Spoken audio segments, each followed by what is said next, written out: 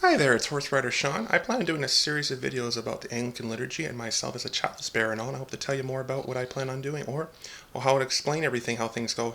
I'll start with St. George's structure. St. George is a very unique structure because it has a main altar rail and it has the side altar where the main altar is, and you have three different Chalice Bearers. One is a lay reader and the other just two regular Chalice Bearers that would come up and do the chalice with the celebrant, or the other one who does the communion as well, the host.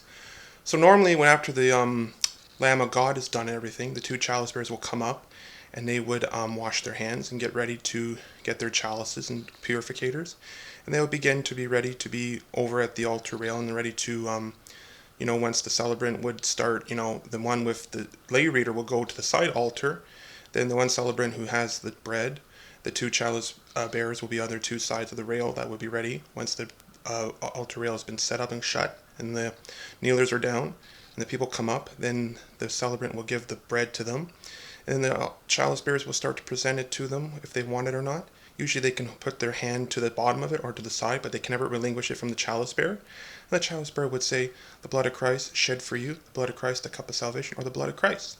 And that's normally what I would do and everything when I give the blood of Christ to people and everything.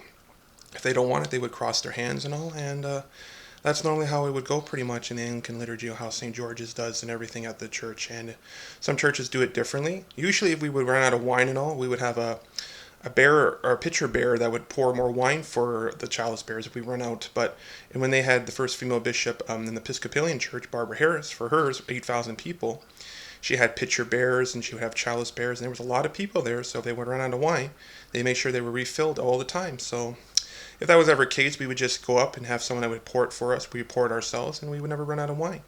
And things will go very smoothly there and everything. So this is amount of many details what we do differently at St. George's with how we give out the chalice. Some have altar rail, some stand.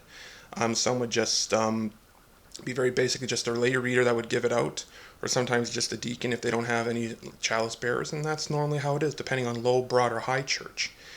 And yeah, I love the structure a lot better because you just don't hand the chalice to them. You never relinquish it. You have to have safeguards when you give out the chalice. And the blood of Christ is just a beautiful thing as a chalice bearer for myself, and I love it, I'll tell you. Horse Rider Sean, in and out.